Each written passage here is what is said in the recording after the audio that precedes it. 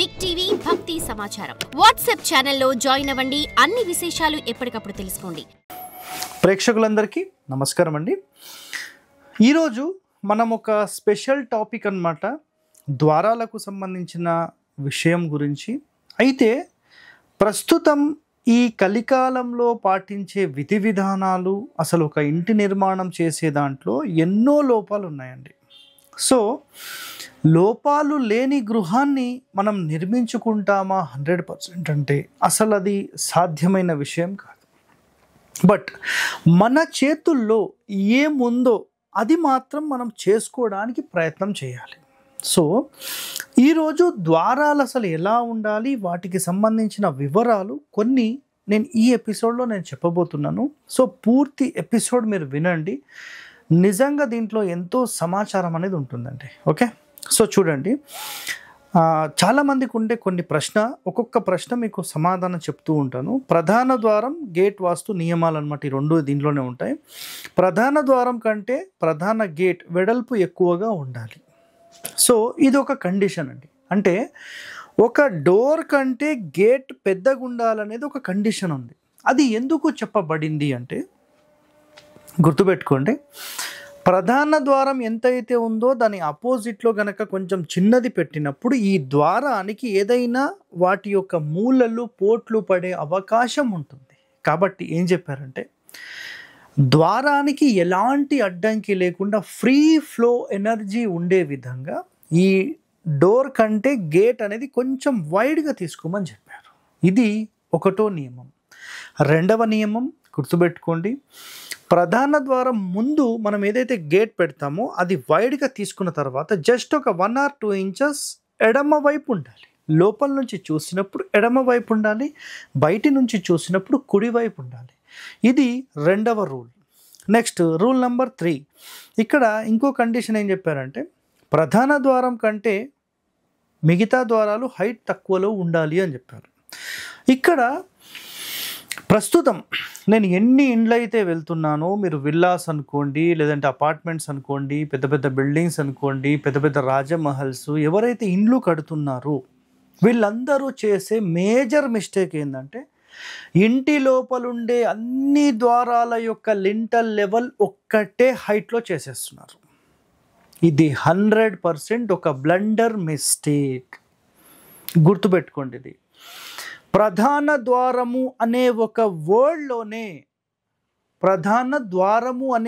వర్డ్లోనే మీకేముంది అంటే ప్రధాన main door అన్నిటికంటే పెద్దది ఉండాలనేది కండిషన్.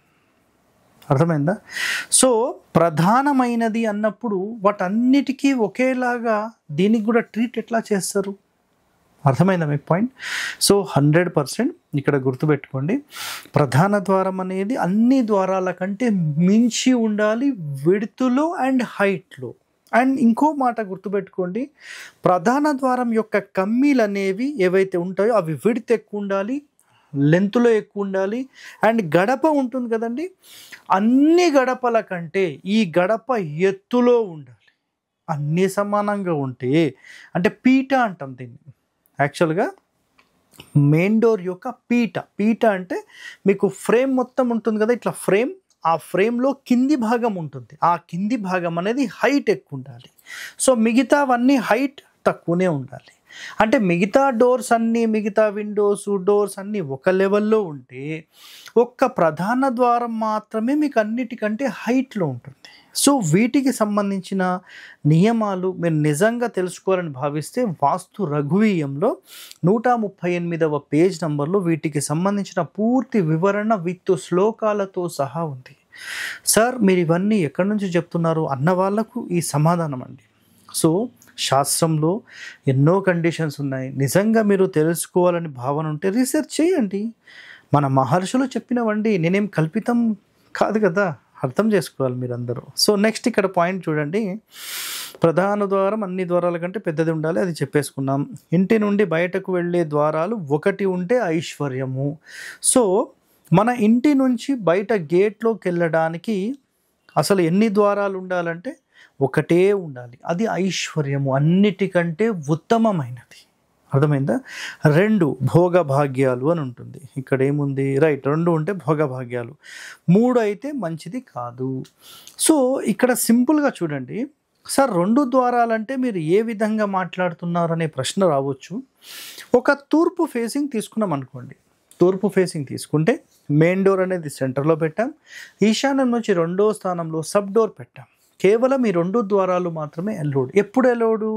ఇల్లు పెద్దదిగా ఉన్నప్పుడు. చిన్న చిన్న ఇళ్ళకు మేము 2 పెట్టుకుంటామంటే కాదండి. అర్థమైందా?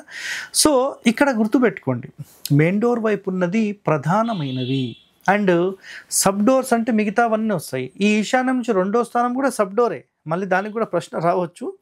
సో ఎట్టి పరిస్థితుల్లో ఇది ఒక కండిషన్. ప్లస్ సెకండ్ కండిషన్లో కూడా తీసుకుంటే గేట్ అనేది ఇంటి మొత్తం సంబంధించిన ప్రహరీకి ఒక గేట్ మాత్రమే ఉండాలి.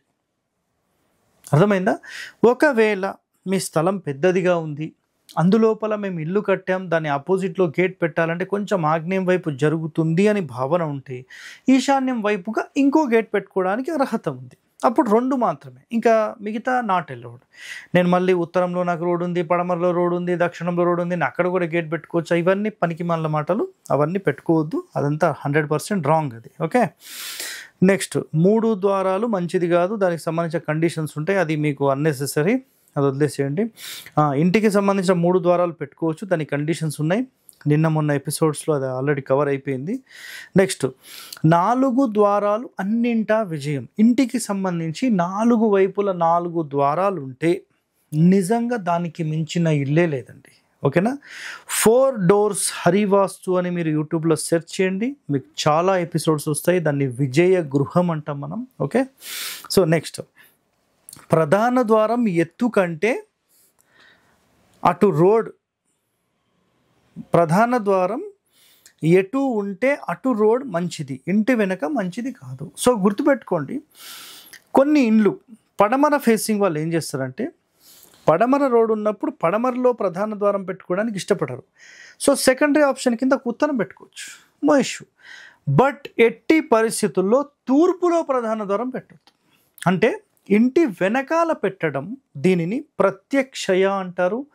మీరు కావాలంటే దీనికి సంబంధించి ప్రత్యక్షయ హరివాస్తు అని వీడియో ఉంది, లేదంటే హీనబాహు ప్రవేశం హరివాస్తు అనే వీడియో ఉంటుంది, అది చూడండి, మీకు రిఫరెన్స్.